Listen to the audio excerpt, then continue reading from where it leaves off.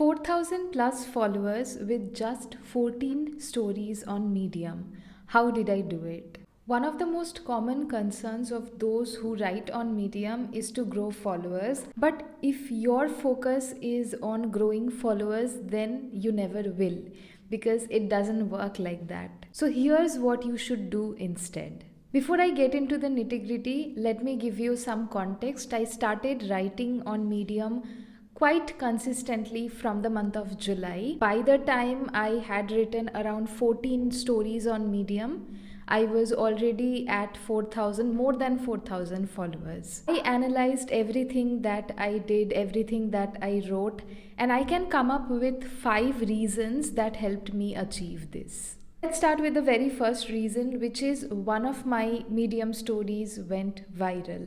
So if I take a look at the stats of the Medium story that went viral, then I can see that it has around 35,000 views and 20,000 read, with a read ratio of 57%, which I think is pretty good. This is the story that brought me the highest revenue. I have shared all that in a separate video which I had already created. If you have not watched it, I'll leave a link in the description box. You can go and watch it. But since this article went viral, a lot of the followers that I received were from this story itself, because people really appreciated this line of thought. A lot of people also resonated with this story. So that is the number one reason behind me getting so many followers with so little or not that many stories on Medium. Second thing that I would like to mention is all the stories that I write on Medium are my own opinion, my own point of view. I do not depend on external sources for writing my Medium stories. While that is not something that I advocate or I suggest that you do, because researching and writing a good story or a good article can also help you grow on Medium. But what has helped me is talking about my experiences and whatever I know, trying to teach people everything that I have learned in my freelance journey and things like that. So I've noticed that a lot of my readers really get a lot of help out of my Medium stories, which is why they decide to follow me so that they can read more from me. If you want more followers on Medium, you need to understand who your target audience is, because I don't think now is that era where you can write for everyone. You should have a target audience and you should write for them so that they can resonate with your Medium stories, not just one but multiple, and then they can decide to follow you for more. On that note, I'd like to know, have you read any of my Medium stories? If you have, which is your favorite? I'd love to know, so you can comment and let me know. Now, upon analyzation, I have found another thing, which is the third thing. I will mention some of the stories on the screen here, so that you can see that all these stories that have gone viral or that have done well are stories that I took a lot of time to think upon and then frame the right way. So these are not stories that I finished in half an hour or 1 hour. I have stories like that also.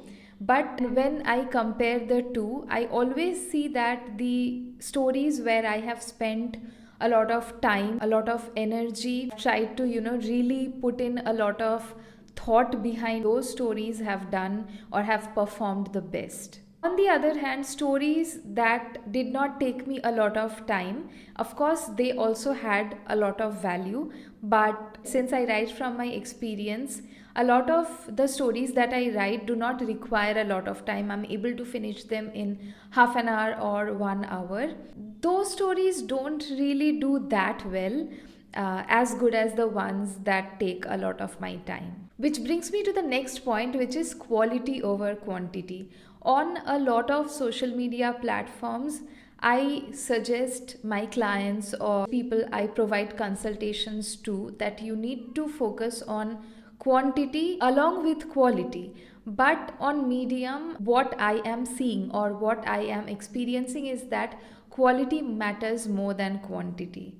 If you can write one quality article, it will help you grow versus you writing 10 articles or 10 stories that are not good or that are not so good. When I'm talking about this point, you need to remember that this is subjective. If you are a beginner, let's say if you are someone who is trying to improve their writing skills, then I will never ask you to focus on only quality and not quantity, because if you are a beginner and if you focus on quantity, eventually your quality will improve.